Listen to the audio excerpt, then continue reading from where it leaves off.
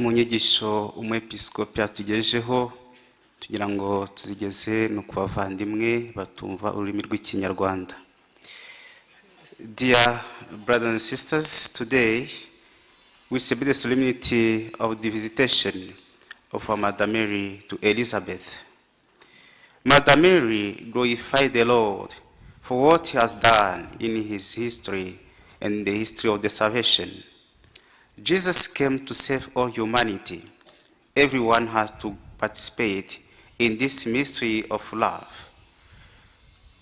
As today we come for pilgrimage, we come also to glorify God.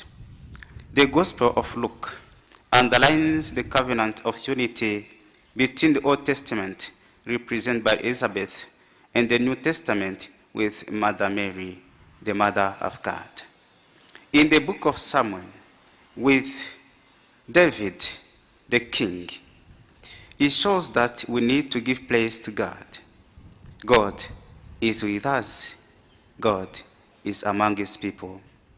Because of the behavior of the people, the commitment of David diminished. However, he was surrounded by people who always were glorifying God, recognizing that God is all for them.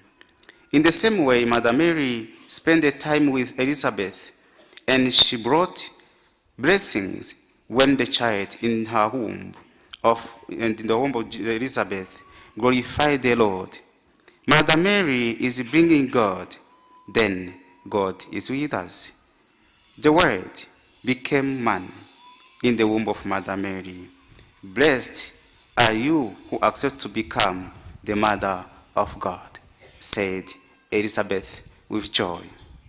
Mother Mary sang the canticle glorifying God because she shows that God has done great things for her.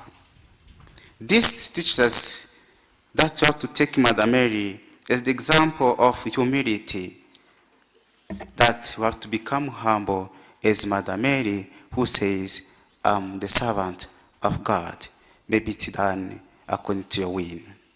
She shows that it's only God who has to be glorified. Secondly, Mother Mary gives us the example of feeling that we are part of the family of the children of God. Our joy has to be manifested among the children of God. As one church, one family, we need to journey together. Elizabeth said, who am I that the Mother of God may come to me? Before that, the angel Gabriel announced the incarnation of our Redeemer, of Jesus Christ, the Word became man. This meeting is the fulfillment of the salvific plan of the redemption, that Elizabeth was full of the Holy Spirit. Jesus met John Baptist.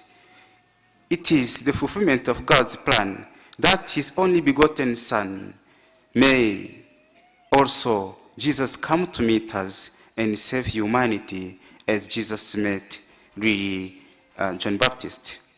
Ourselves, when we meet Jesus, we feel with joy. May their meeting, the meeting of Elizabeth and the Mother Mary, grant us joy of meeting Jesus Christ. We are invited really to bring Jesus, to bring God to the brothers and sisters who need him. To carry Jesus in us as we are about to celebrate the Jubilee. Since we receive the gospel here, let us manifest the joy of Jesus who dwells in us and go announce the good news all over the world. The gospel of today gives us the mission, as Mother Mary herself here in Kibeho invited us to repent and to love one another. Let us remember that love is the greatest commandment, that loving one another is a sign that we manifest the fruit of the Holy Spirit. May Mother Mary intercede for us so that we also feel the Holy Spirit and also to accept Jesus to dwell in us, so that the joy that he brings to us may become the starting point of bringing this Jesus to the brothers and sisters.